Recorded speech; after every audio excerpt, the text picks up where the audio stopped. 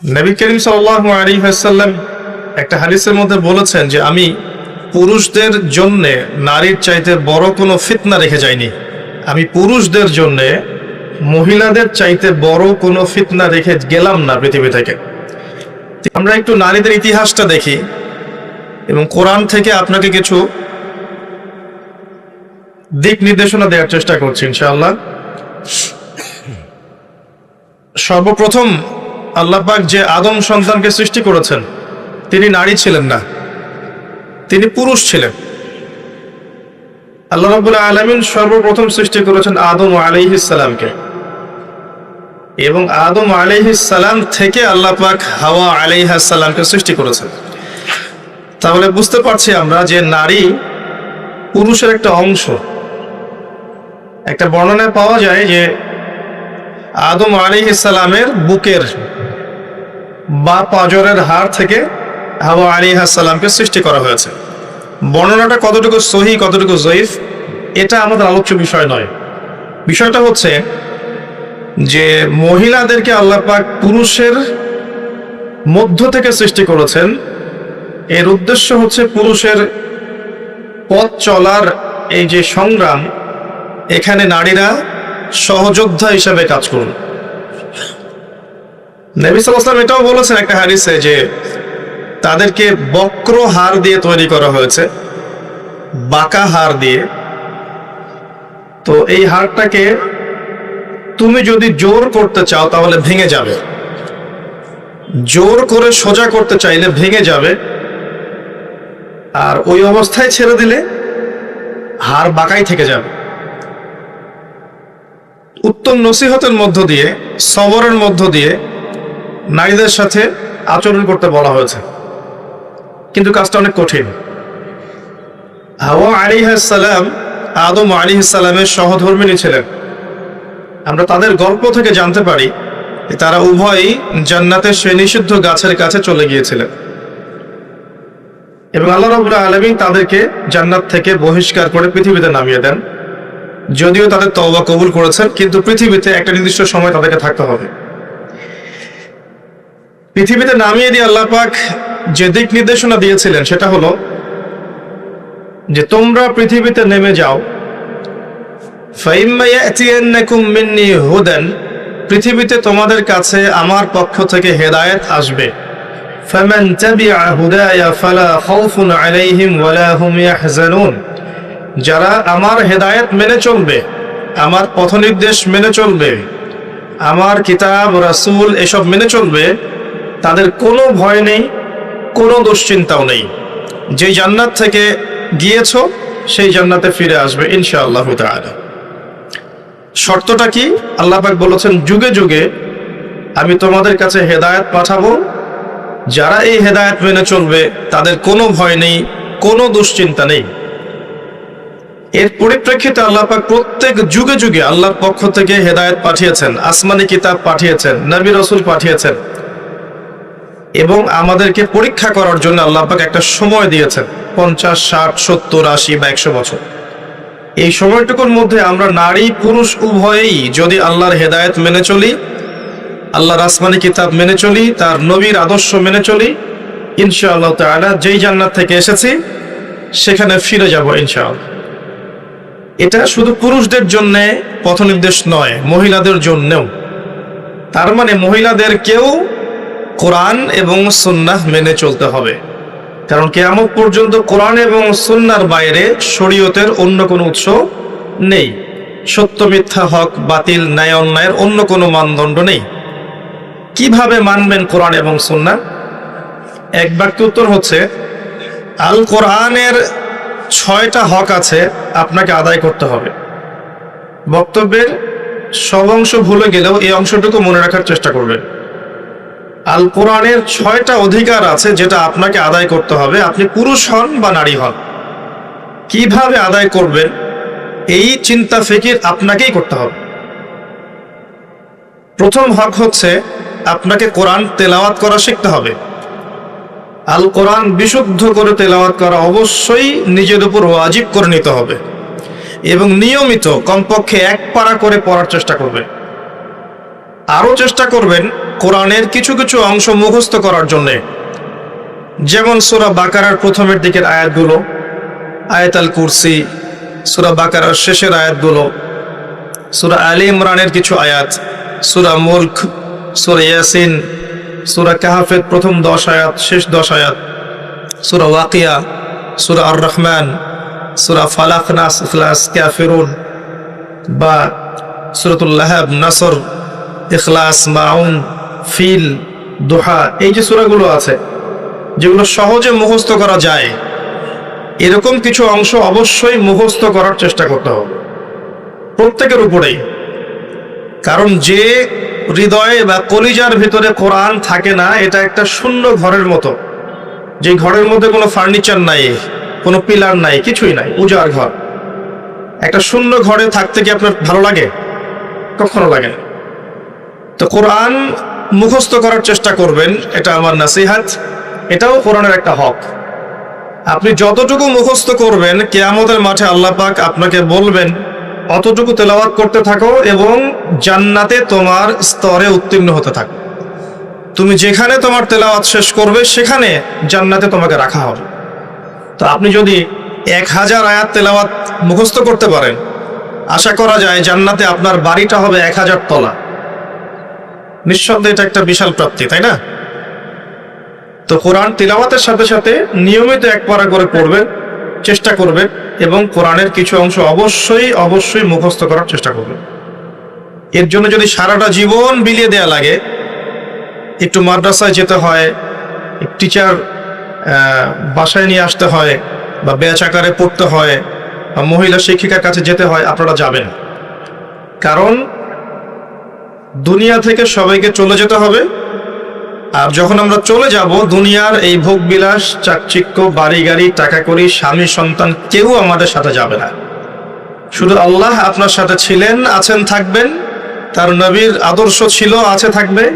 তার কিতাব ছিল, আছে, থাকবে। আমল সালেহ থাকবে ইনশাআল্লাহ তাআলা। বিচক্ষণ সেই ব্যক্তি, যে ব্যক্তি দুনিয়ার ফিতনায় না পড়ে পরকালের জন্য প্রস্তুতি গ্রহণ করেছে। যে ব্যক্তি চিন্তা করেছে যে আমাকে পরকালে যেতে হবে, আল্লাহর সামনে দাঁড়াতে হবে, আমার প্রতিদিন রাতের হিসেব আল্লাহর কাছে দিতে হবে, সেই ব্যক্তি প্রত্যেকটা কাজ পরকালের হিসেব করে করবে। দুনিয়ার সব কাজও সে পরকালের জন্যই করবে। আল্লাহ পাক মা বোনদেরকে পরকালমুখী চেতনা লালন করার তৌফিক দান করুন, আমিন। এরপরে কি করবেন? কোরআনের অর্থটা বোঝার চেষ্টা করবেন। আল কোরআনের অর্থটা বোঝার চেষ্টা করবেন। শুধুমাত্র তোতা পাখির মতো পড়বেন না, অর্থগুলো পড়বেন। তাফসির ইবনে কাসির, তাফসির মারিফুল কোরআন, জালালাইন বা অন্যান্য তাফসির যেগুলো আছে, এগুলো বাসায় কিনবেন। প্রত্যেক দিন 10টা-20টা করে আয়াত অর্থসহ পড়বেন। পারবেন না মা বোনরা? ইনশাআল্লাহ, ইনশাআল্লাহ তাআলা আল্লাহ পাক তৌফিক দান করুন। এরপর কি করবেন? আল কোরআনের হকের মধ্যে আছে আদেশ মেনে চলবেন। কোরআনে যে আদেশগুলো আল্লাহ পাক করেছেন, এগুলো মানার চেষ্টা করুন। যেমন আল্লাহ পাক তাওহীদের উপর থাকতে বলেছেন, সুন্নতের উপর থাকতে বলেছেন, পর্দা করতে বলেছেন, নামাজ 5 ওয়াক্ত পড়তে বলেছেন, অর্থ সম্পদ থাকলে যাকাত দিতে বলেছেন, দান সাদাকা করতে বলেছেন, রমাদান মাসে রোজা রাখতে বলেছেন, সামর্থ্য হলে হজ উমরা করতে বলেছেন। এগুলো করবেন। যেগুলো কোরআনের আদেশ সেগুলো পালন করবেন।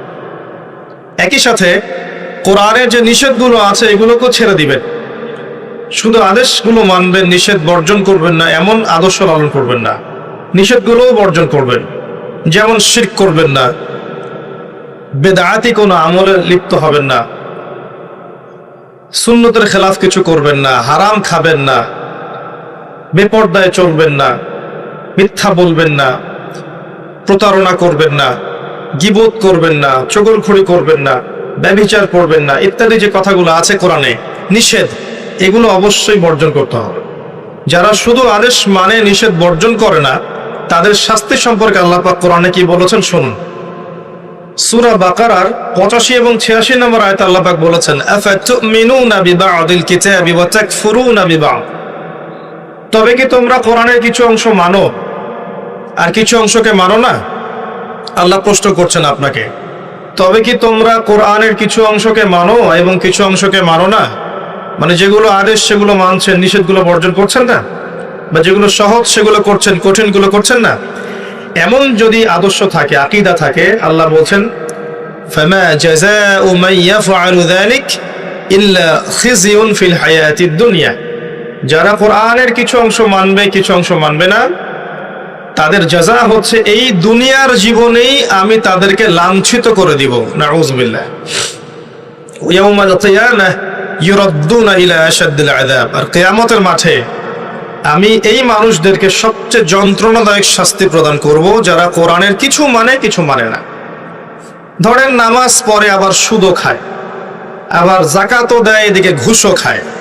আবার ধরেন যে মাশাআল্লাহ তাহাজ্জুদ গোজার, এদিকে বেপরদায় চলে, এদিকে মাশাআল্লাহ তাসবিহ তাহলিল করছে, কোরআন তেলাওয়াত করছে, সারাদিন মানুষের গীবত করে বেড়াচ্ছে। এদিকে মাশাআল্লাহ দেখবেন দান সদকা অনেক করছে, আবার এদিকে হিন্দি সিরিয়াল, স্টার জলসা, জি বাংলা, পর্নোগ্রাফি, হারাম মুভিজ, এগুলোতে ব্যস্ত আছে। মানে এক কথায় কিছু কিছু মানে আর কিছু কিছু মানে না। এমন আদর্শ যারা লালন করবে, এদের শাস্তি হচ্ছে দুনিয়াতে আল্লাহ পাক লাঞ্ছিত করে দিবেন, নাউযুবিল্লাহ। আর পরকালে মর্মান্তিক শাস্তি মানে জাহান্নামে আল্লাহ পাক জ্বালাবে। আর জাহান্নামের কথা মনে পড়লেই কিন্তু একটা হাদিস মনে পড়ে যায়। নবী সাল্লাল্লাহু আলাইহি ওয়াসাল্লাম মেরাজের রাতে গিয়েছিলেন। মেরাজের রাতে আল্লাহ পাক তাকে জান্নাত জাহান্নাম দুটোই দেখিয়েছেন। দেখেন নাই? দেখিয়েছেন। যখন তিনি জাহান্নাম দেখেছেন, সেখানে জাহান্নামের প্রহরী একজন ফেরেশতাকে দেখেছেন। খুব ভালো করে শোনেন প্রিয় মা বোনেরা, জাহান্নামের প্রহরী ফেরেশতাকে নবীজি দেখেছেন। আর জাহান্নামে 19 জন প্রহরী ফেরেশতা আছে, মাত্র 19 জন মেইন কমান্ডার। আর বাকি যে কত মালায়েকা আছে আল্লাহ ভালো জানেন। আলাইহা 19 আল্লাহ পাক বলেছেন, ওয়ামা ইয়ালামু জুনুদ রাব্বিকা ইল্লা হু। তো সেই কমান্ডারদের মধ্যে একজন, যার নাম হচ্ছে মালিক।